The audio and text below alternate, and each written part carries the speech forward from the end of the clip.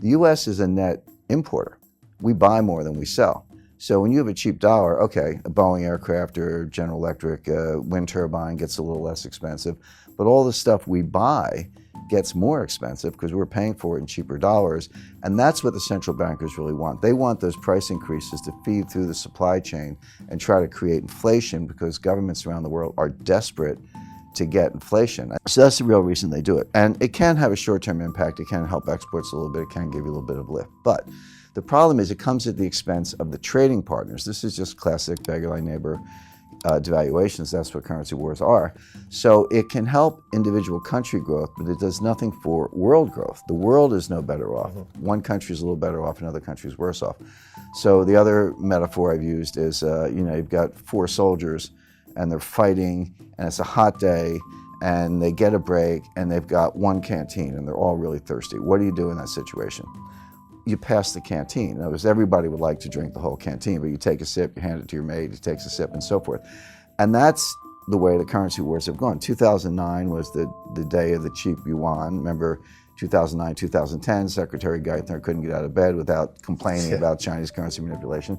2011, the dollar hit an all-time low on a couple indices. That was the cheap dollar. 2013, along comes Abenomics, and one of his 3 hours was a cheap yen. All of a sudden, the yen's at 120, 124. Japan got a little bit of a lift. So who's suffering the whole time? Europe. Europe had the strong currency, 2 recessions in 4 years. So finally, 2015, it was Draghi's turn. Well, June 2014, they launched negative interest rates. In January 2015, they launched European QE. So you're going from China, US, Japan, Europe. Everybody's passing the canteen. But the world is still stuck in basically depressionary growth. It's not, we don't have negative growth, but we have below trend growth. So there's no way out of it. So right now, my forecast, I actually said this a couple of months ago, is that look for a stronger yen, stronger euro, cheaper dollar, cheaper yuan. That has played out with a couple speed bumps. The dollar got a big lift because of Brexit, and the euro went down a little bit also because of Brexit. But the yen went from 124 to 104. It backed up. 103 actually backed up a little bit. But we do have a strong yen. All these people who expect Japan to intervene in currency markets, don't hold your breath. They've been warned, I would say threatened, by Jack Lew and Christine Lagarde. Don't you dare intervene in currency markets. You had 3 years with a cheap yen. You didn't make the structural reforms. You didn't do what you needed to do. Too bad for you. We're taking the canteen back. So the point to your main question, Grant, is that they don't have a logical conclusion. There are only 2 ways out of a currency war. One is systemic reform, a kind of Bretton Woods or Plaza Accord where all the major powers sit down and just say, here's the New Deal. The other one is systemic collapse. I expect collapse because there's no consensus on a way out of it. There's no political will behind structural reform. I don't see the leadership. In 1944 you had John Maynard Keynes. In 1985 you had James Baker. In the 1990s you had Bob Rubin. These were, whether the Democrats or Republicans, this was leadership. I don't see that kind of leadership today. I see a lot of denial. I don't see the political will behind structural reform, so I would expect a collapse of the system. Well, it's interesting you say, because of all the bailouts, we don't know what a systemic collapse looks like. I actually have a pretty good idea of what it looks like, because everyone focuses on 2008, and U.S. economists call it the Great Recession. You go abroad, they call it the global financial crisis, the GFC for short, whatever you want to call it. But we had another one that was actually potentially worse or as bad in 1998. And that was the Asian financial crisis. Started in 97, worked its way around the world, ended up in Russia, and then landed in my lap at Long-Term Capital Management. I was the general counsel of that hedge fund in Greenwich that got bailed out by Wall Street, although I'd like to remind people they didn't bail us out, they bailed themselves out. Because, Wall Street bailed itself out. I always say, hey, we owed, on paper, we owed Wall Street $1 trillion in derivatives trades. If we had failed, meaning filed for bankruptcy, and we had a bankruptcy team ready to file those papers in the Cayman Islands because we were a Cayman fund. I said, I would have just slept in the next day. It's like, it's out of my head. We filed for bankruptcy, good luck getting your money. Wall Street bailed themselves out because they didn't want that $1 trillion of derivatives positions dumped on them. Then they would have to turn to the market and dump it. We were hours away from the closure of every major market in the world. It's not an exaggeration. Greenspan testified to that. Rubin said the same thing. It would have started in Tokyo, gone through London, ended up in New York. But every stock exchange, bond market in the world would have been shut down, at least temporarily, to deal with it. That's how bad it would have been. Lehman would have failed in '98. Forget about it. They were always the weakest link in the chain. It was easy to call in 2008 because they almost failed in '98. But the point is, okay, so we moved $4 billion in cash in about 3 days. If you think of it as a private deal, $4 billion all cash, no due diligence, wired the money. That's kind of how the sense of urgency. And so we filmed the runways. We brought it in for landing. The plane didn't crash or break up on the runway, but it was that close.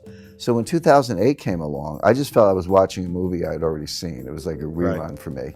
And you're right, 2008 was even bigger, potentially more. We were, if not hours, maybe days away from the sequential collapse of every bank in the world. Starting with, Bear had already gone out, Fannie, Freddie, Lehman, AIG, Morgan Stanley would have been next, then Goldman, then Citi, et cetera.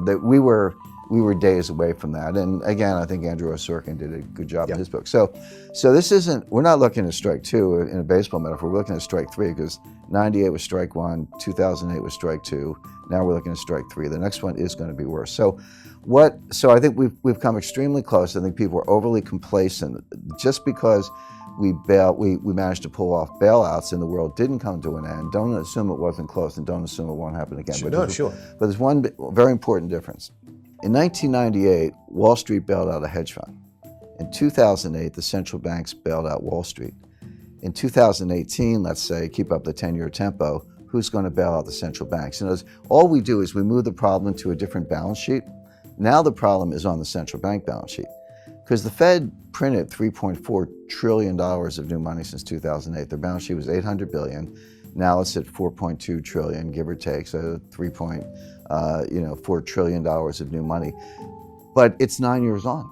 Yeah. They haven't normalized. If they had somehow got their balance sheet back to $800 billion, I'd say, okay, you guys could do that again. But you're at $4 trillion. What are you going to do when the next crisis hits, which could be soon, by the way? Go to $8 trillion, $12 trillion? Now, some people say, yeah, what's the problem? Just print more money.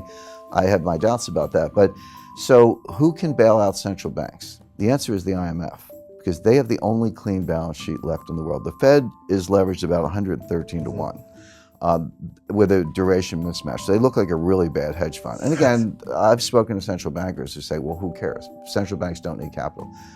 A member of the Board of Governors of the Federal Reserve said that to me. She said, central banks don't need capital. I said, well, that's one point of view, but we'll see. Exactly, we'll see. But there's sort of an invisible, hard to define confidence boundary. And when you cross that confidence boundary, and every day citizens just wake up and say, you know what, I'm checking out of this system. You tell me it's all good, I don't believe you anymore. And get me some gold because I know that the gold will be around, et cetera. That's an instantaneous loss of confidence in the dollars. That's what I mean by collapse. Now, just to be clear, I don't think we'll all be living in caves, eating canned goods, lighting fires with rocks and twigs. Life will go on, but it'll be different. The dollar will maybe be like the Mexican peso in the sense of being a local currency that you get when you go to the United States, but no longer the world currency. They'll try to bail it out with SDRs, the special drawing rights. If it works, if the SDR bailout works, it's only because nobody understands it, or like maybe there were 100 people in the world who really understand. I've spoken to PhD monetary economists, like people right in the field with PhDs from Harvard who can't give you a straight explanation of what an SDR is. So if it works, it'll only be because nobody gets it. But I have a feeling that because of social media, because of, interviews like the ones you do, Grant, just because of different means of communication, that people will get it and they'll run for gold because it's money good. And so that, and then you get into coercion, shutting down banks, closing ATMs, or maybe reprogramming ATMs. Everyone can have $300 a day for gas and groceries, but no more. Recently, the SEC has changed the rules for money market funds. I meet people everywhere, and I say, well, how much money you got? Or where do you have your money in? Probably a better way to put it. And they go, I got money in stocks, money in bonds, money in real estate, and money in the money market funds. I say, no, you don't. You have stocks, bonds, and real estate. You don't have money in anything. That's not money. Oh, I can sell it and get the money. Really? Maybe not. Maybe they'll close the New York Stock Exchange. But anyway, they have new rules on money market funds where money market funds can suspend redemptions. Now that has always been true of hedge funds. I've never seen a hedge fund Right. offering document that didn't have that in there. But people think they can call Charles Schwab or Merrill Lynch or Bank of America, instruct the broker to sell the units, and the money's in the bank the next day. They're going to wake up one day and make that phone call and find out, no, we've suspended redemptions, we'll get back to you. You can't get your money. And oh, by the way, the day that will happen is the same day you want your money the most. Yeah, In other words, course. it's conditionally correlated.